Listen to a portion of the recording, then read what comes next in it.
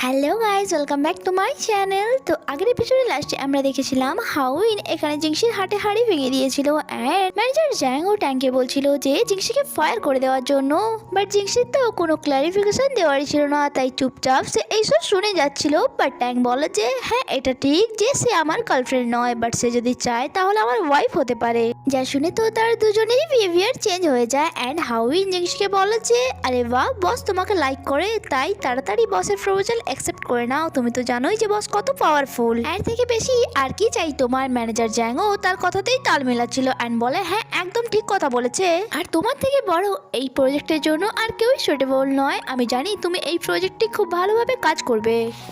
And ট্যাং এমনটা বলেছিল কারণ তাদের বদলানো রূপ সে দেখতে চাইছিল অ্যান্ড তাদের এই বদলানো রূপ দেখে সে বলে যে আমি একটা সামান্য কথা বলেছি আর তোমরা তো আমার কথাতেই তাল মেলানো শুরু করলে, যখন কি নিজেদের থেকে কলিগদের তোমরা বুলি করো।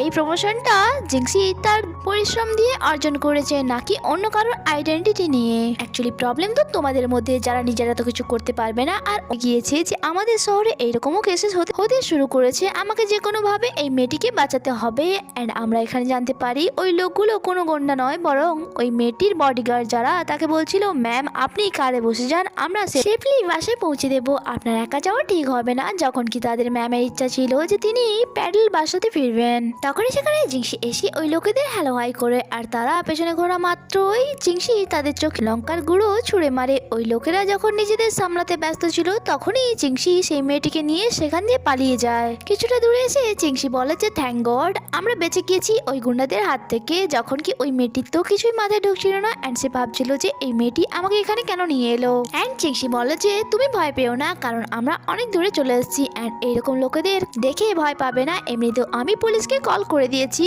জিংসি অফিসে যেতে লেট হয়ে যাচ্ছিল, তাই সেই মেয়েটিকে কোনো কিছু বলার সুযোগই দেয়নি অ্যান্ড তাকে তার কার্ড ধরিয়ে বলে যে যদি ফিউচারে যদি কখনো আমার হেল্প লাগে তাহলে এই নাও কার্ড অ্যান্ড আমার সাথে তুমি কন্ট্যাক্ট করতে পারো। অ্যান্ড তার কার্ড ধরিয়ে সে সেখান অফিসের জন্য চলে যায় অ্যান্ড ওই মেয়েটি কার্ডেই জিংসির নাম দেখে। নেক্সট সিনে আমরা জিংসিকে অফিসে দেখি, যেখানে ট্যাং তার কাছে আসে অ্যান্ড বলে যে জিংসি তোমার বানানো অ্যাডভার্টাইজমেন্ট প্ল্যান আমাদের ক্লায়েন্টের অনেক বেশি পছন্দ হয়েছে, যা আগে কখনো হয়নি। তারা অনেক বেশি স্যাটিসফাইড। এবার আমাদের কাজ এই প্ল্যানটিকে তাড়াতাড়ি করে রিভাইন্ড করা। আর তার এইসব কথা সামনে বসে থাকা সুপারভাইজারও শুনছিল অ্যান্ড তার একদমই ভালো লাগছিল না যে বস তার প্রশংসা না করে এক সামান্য এমপ্লয়ের এত প্রশংসা করে যাচ্ছে। আবার ট্যাং তো জিংসির সাথে কিছু পার্সোনাল কথা বলতে চাইছিল, তাই সুপারভাইজারকে বলে যে আপনি কিছুক্ষণের জন্য এখান থেকে বাইরে যান, কারণ আমার কিছু কথা আছে জিংসির সাথে। সুপারভাইজারের মন তো চাইছিল না যে সে সেখান থেকে বাইরে যাক, বাট বসের অর্ডার ছিল আর সে সেটা কি করে মানা করতে পারতো, তাই হাসি মুখে সেখান থেকে বাইরে চলে যেতে হয় তাকে।